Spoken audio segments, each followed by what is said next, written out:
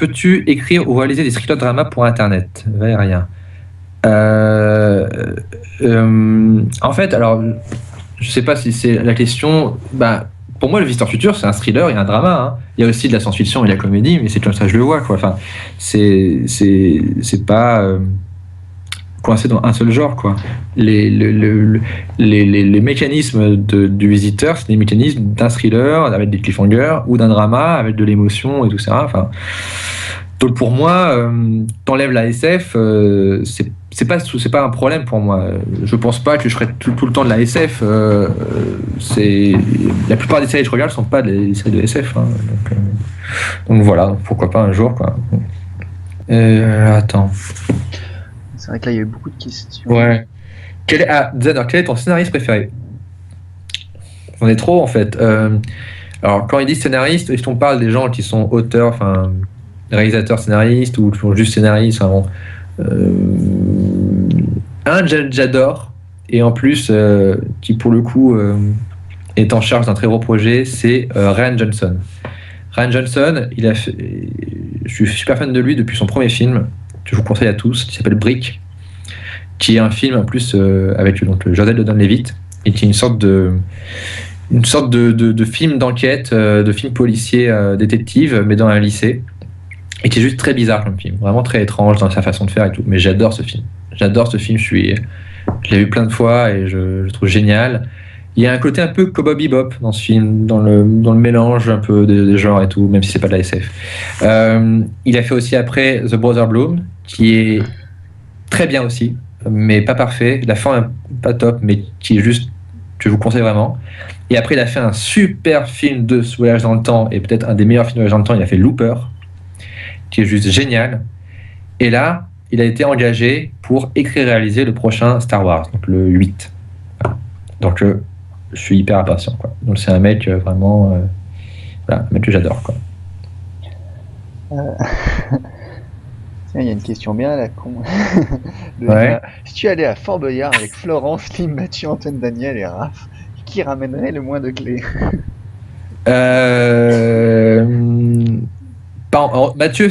Mathieu Poggi, c'est sûr que ce serait lui qu'on enverrait faire le plus de trucs, quoi. Slim, s'il a une jambe en bois, on lui emmènerait juste faire les énigmes du Perfora, je pense. Et là, il le fumerait Perfora. Raph, non, Raph, il pourrait être bon, Antoine aussi. En fait, c'est plutôt Florent, je pense, qui ferait le plus de gaffe. Parce que Florent, il fait juste des bêtises, en fait. Il fait juste des conneries. Il prendrait la mauvaise porte. Enfin, bref, c'est plus des problèmes d'attention, je pense qu'il aurait. Voilà. Ou alors, c'est moi, hein. Moi, je serais le mec derrière la porte qui fait putain, voilà, là, vite, là, putain, ouais, voilà, le temps. Et en fait, je ferais rien.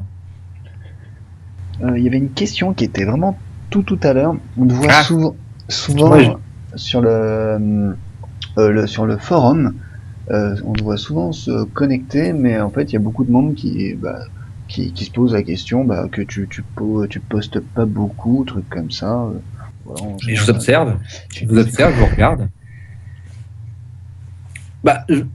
En fait, je vais pas. Quand il y a des gens qui parlent des vidéos, qui disent j'ai bien aimé, j'ai pas aimé, j'ai bien aimé, j'ai pas aimé, je vais pas répondre aux gens. Surtout que, pour le coup, je répondrai que s'il y a de la désinformation. Que si quelqu'un va dire un truc du style ah là, il a fait ça à cause de ça, et c'est pour ça que. Et là, je vais dire bah non, si c'est pas vrai. Mais en soi, je vais pas intervenir dans un débat sur les gens qui disent qu'ils ont bien aimé, parce que voilà. Mais par contre, ça m'intéresse de savoir ce que vous en pensez et tout. Mais j'ai pas mon mot à dire là-dessus. Après, si j'ai des questions ouvertement, si dans le forum les gens disent ouais, on a une question par rapport à ça, là j'interviens et tout. Si je le vois, j'interviens. Si je le vois pas, il y a des gens du forum qui me préviennent, tu vois, si c'est vraiment une question pertinente et tout. Donc voilà, je vous surveille. Voilà, je vous regarde dormir. Il y a ta grande sœur qui répond à chaque fois, elle. Laura. Ouais, Laura, elle. Et surtout qu'elle est super contente que vous soyez fan de ce qu'elle fait. Le problème des peintures de Laura, c'est que elle a beaucoup de talent, elle fait des trucs géniaux, mais ses œuvres mériteraient d'être achetées par des riches, par des gens dans de galeries d'art, en fait. Et donc, c'est pour ça qu'il y a toujours cette difficulté, parce que d'un côté, elle dit ouais, mais mon truc, les gens ils trouvent ça trop cher, mais en même temps, moi, par rapport à ce que c'est censé être des trucs qui devraient valoir des milliers d'euros. Mais c'est impossible pour elle de les vendre tels quels, et donc elle essaie d'avoir un prix intermédiaire pour que ce soit accessible à des gens comme vous. Mais forcément, notre public, c'est des étudiants ou des lycéens qui n'ont pas accès forcément, qui peuvent se dire je vais acheter un tableau, voilà quoi. Et c'est normal quoi. Donc elle est déjà super contente qu'il y ait des feedbacks quoi. Que même si les gens ils achètent pas des toiles et tout, au moins qu'ils reconnaissent ce qu'elle fait, son univers, surtout que Laura, elle a eu beaucoup d'univers différents, beaucoup de phases, et que depuis quelques années, son univers est devenu de plus en plus construit et pertinent et tout. Elle mélange tous ses faire, et les gens arrivent maintenant à reconnaître. On dit ah, ça c'est du Laura quoi. Et ça c'est cool. Question très rapide de Yao, j'enchaîne. Y aura-t-il des grands débats par équipe? Monsieur dit qu'il non, parce que pour le coup, ça n'a pas été une expérience forcément. On s'est dit, ok, on va le refaire. Ce qu'on a appris sur les grands débats, c'est qu'il fallait l'épurer le mieux possible, quoi. C'est-à-dire que je me rappelle parce que à l'époque, on le faisait chez moi le soir. Et à un moment, j'avais dit, ok, faisons-le. Il y avait quelqu'un qui m'avait dit, mais non, mais fais-le sur fond blanc avec une belle lumière ou en mode debout. Et en fait, c'est con. Mais rien que le fait d'être debout, ça casse un peu le truc, tu vois. C'est-à-dire que il faut qu'on ait cette impression d'oublier la caméra, il faut pas qu'il y ait trop de mise en scène, etc. Et donc le côté du match par équipe, c'est ça crée une mise en scène, ça crée une barrière sur la spontanéité, quoi. Donc finalement, non, quoi. C'est toujours improvisé. Ouais. En gros, un grand débat, en gros, on a tous des thèmes, on en parle, on mange ensemble et on dit, on fait la liste des thèmes, on voit lesquels on a le plus, on rebondit le plus. On définit qui veut faire quoi et qui veut défendre quoi. Des fois, il y en a qui sont sûrs d'eux en disant moi, si je défends ça, je fais ça. Des fois, il y en a qui disent ok, bah, je peux défendre ce camp comme ce camp, je m'en fous. Ce qu'on essaie de définir comme porte d'entrée du débat, c'est l'axe principal. Tu vois, c'est vraiment se dire ok, si toi tu défends ça, c'est que tu défends cet esprit-là et tu peux parler de ça. Mais après, et après c'est en roue libre, et après on filme environ une demi-heure et tout, et c'est là où il y a des trucs géniaux. C'est-à-dire que t'as beaucoup de merde, surtout au début. Au début, c'est toujours un peu lent à démarrer, et après t'as des trucs incroyables que les gens disent, et tu dis putain, mais pourquoi tu dis ça, c'est génial, quoi. Et c'est là où on trouve des pépites, quoi. Mais je pense qu'on aura encore des soucis avec le nouveau public. Dans le sens où les gens qui vont voir les grands débats, ils vont dire putain, mais ils sont assis, ils parlent de trucs super, quel intérêt, voilà. Mais moi, ça me fait tellement rire, quoi. Il y a des trucs dans le prochain débat là, que je suis en train de monter, il y a des trucs qu'a dit Florent. C'est du génie, quoi. Mais vraiment, enfin, c'est là où je vois le génie de mes potes, tu vois. Qu'ils arrivent tu te dis putain, je vois le moment où ils ont cette idée-là, et je vois comment ils le formulent, et ça sort. Et c'est tellement drôle et c'est tellement absurde et en même temps tellement en relation avec le thème et tout. Enfin, bref, c'est pour ça que j'adore les grands débats, quoi. C'est là où je suis en admiration avec mes potes et tout. On dit putain, mais ils sont trop forts. Voilà. Et il y aura des bêtisiers du grand débat ou pas? Je sais pas. Ça dépendra des débats. La matière, je pense qu'il doit y avoir de la. Oui et non, des fois il y a de la matière, des fois il n'y en a pas assez, des fois tout est dit dans un débat, des fois il y a... avant, les bêtisiers en fait, c'était pas des bêtisiers, hein, je sais pas si vous vous rappelez, c'était en fait plus les scènes coupées, quoi, plus les trucs où on faisait des bonnes punchlines mais qui avaient aucun sens et tout, tu vois. Donc j'aimerais bien, faut voir, si j'ai le temps. Donc ouais, il y avait j'avais vu une question au moment qui m'avait trouvé intéressante et je l'ai zappé, j'ai essayé de remonter. Ah oui, voilà. C'était quel est mon test de psychologie, comment ça s'appelle? Le MBTI. Voilà, ouais.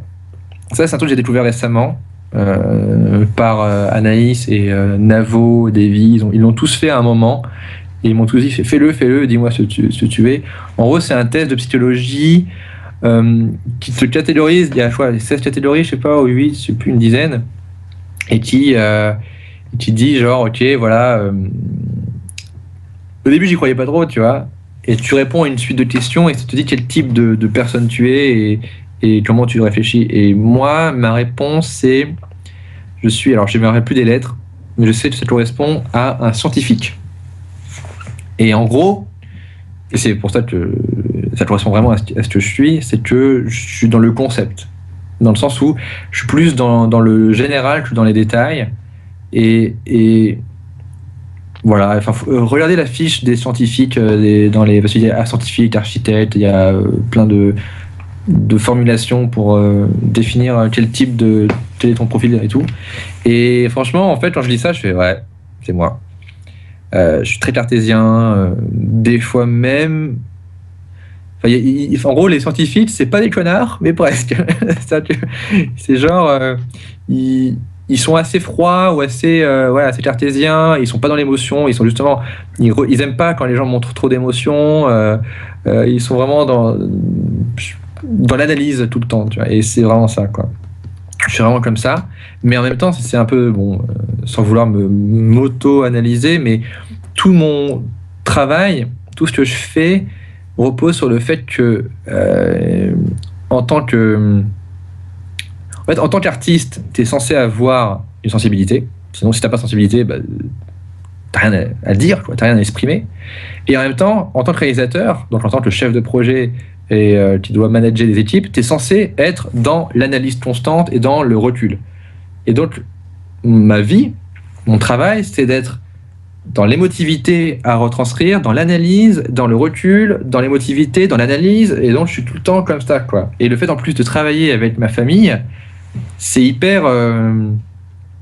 tout ça, c'est tout le temps mélangé, quoi, entre l'émotivité forte et l'analyse constante de, oui, nous faisons ce qui est le plus juste pour l'ensemble, etc., quoi. Il y avait un truc... Il y avait une question qu'on me pose tout le temps et que je voulais répondre par rapport. Il y en a qui disent ouais, alors quand est-ce que tu fais un film et en fait, la réponse c'est ça ne dépend pas de moi. C'est que c'est pas l'avantage d'Internet, c'est que tu dis tiens, je vais faire une vidéo. Personne va te dire non. Personne va dire surtout ne fais pas ça ou personne va sur YouTube il y aura pas. Enfin, alors que je peux pas te dire tiens, je vais faire un film. C'est impossible parce que voilà, il y a plein de gens qui doivent te valider ça, et ces gens-là, j'en ai rencontré, mais ils connaissent pas le visiteur futur. Donc, j'arrive pas dans leur bureau en disant bon, vu que j'ai fait le visiteur futur, quand est-ce que vous arrivez à vos millions pour me laisser faire un long métrage? Parce que bon, voilà, ça ne marche pas comme ça.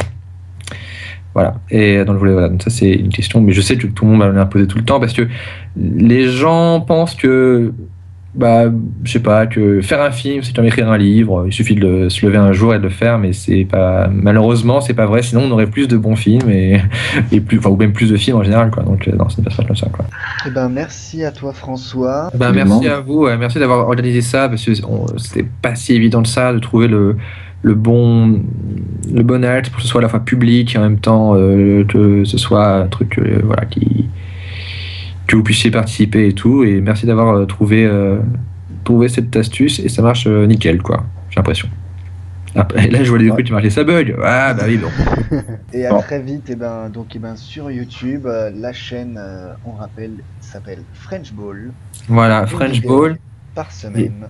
Et voilà, et je suis content que maintenant je puisse avoir comme référent vos commentaires sur French Nerd et tout, etc., enfin le forum et tout, et il y aura plus de mise en avant du forum sur French Nerd. On est en train d'en discuter et tout, etc., pour que les gens se rendent compte de ce que vous faites et tout ça, parce que c'est vraiment génial, et c'est tellement organisé et en même temps d'un bon esprit. Donc j'ai envie que les gens se rendent compte que ça existe et que Internet c'est pas que des trolls, quoi. Voilà. C'est super gentil. Ouais, merci. Merci À vous.